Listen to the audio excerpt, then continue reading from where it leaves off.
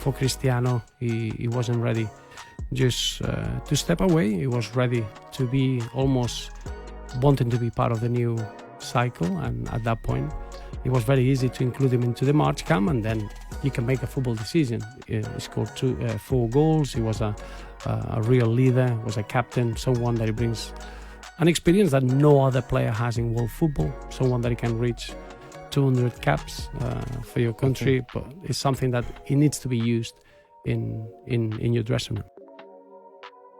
And probably the top of the top generation is going to be Ronaldo, right? So I wondered about the decision to bring him in or keep him in, the fact that he's playing in Saudi, what you made of the season at Manchester United, and what comes into play when you look at Ronaldo and think he's still got so much to offer on an international level.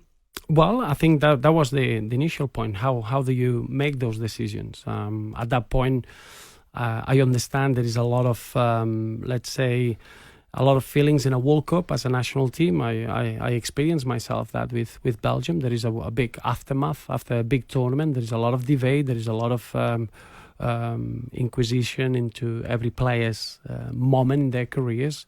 And I felt that it was impossible for me to make decisions in an office. What's important is that the football decisions need to be made in a football pitch. So at that point, I was appointed on the 9th of January, and I had 6 weeks to meet. My starting point was to meet every single player that he was in that list of 26 in Qatar. You're talking about going to the 5 top leagues in Europe, going to Saudi Arabia, being in Portugal, and it was fascinating just to see every player, how they develop their roles in their dressing rooms in different leagues. And at that point, you realize that you got an opportunity to meet the person behind the footballer. And for me, it was a very clear moment. I met all the players, and within that, you see what it means for them to play for Portugal, where they are in their careers, and clearly for Cristiano, he wasn't ready just to step away. He was ready to be almost wanting to be part of the new cycle, and at that point it was very easy to include him into the March camp, and then you can make a football decision. He scored 4 goals. He was a real leader, was a captain, someone that he brings an experience that no other player has in world football, someone that he can reach 200 caps for your country, but it's something that it needs to be used in your dressing room.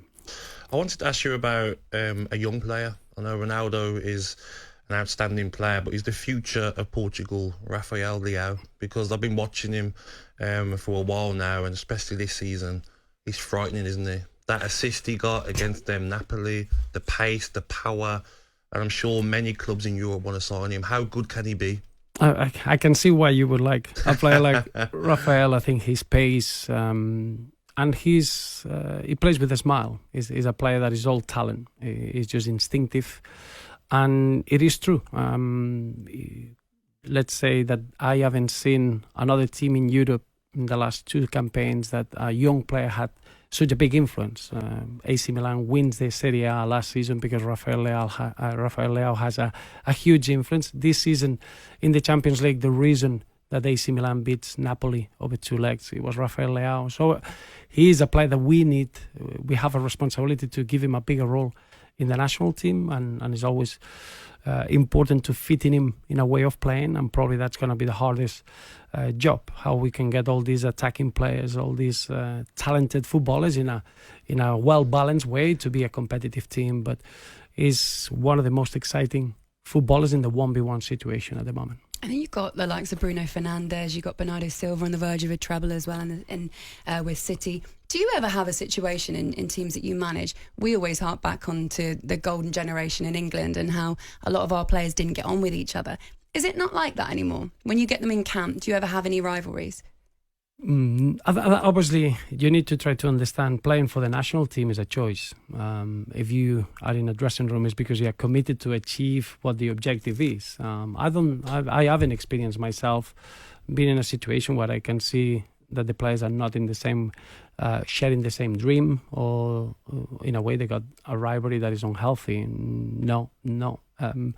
Probably is something that we're trying to justify every defeat, and we look back and there are many national teams now with talented players, and not all the teams can win. So then when you lose, you want to look back and give a a straight answer. And sometimes the answer is that the opposition were better. And in my experiences, club football is essential for a footballer, but I think what you can achieve at international level is unique for your career. Those memories of representing your national team in a big tournament are something that you don't take for granted. So I don't understand if a dressing room would have a rivalry that is not positive towards achieving the best that you can in the national team.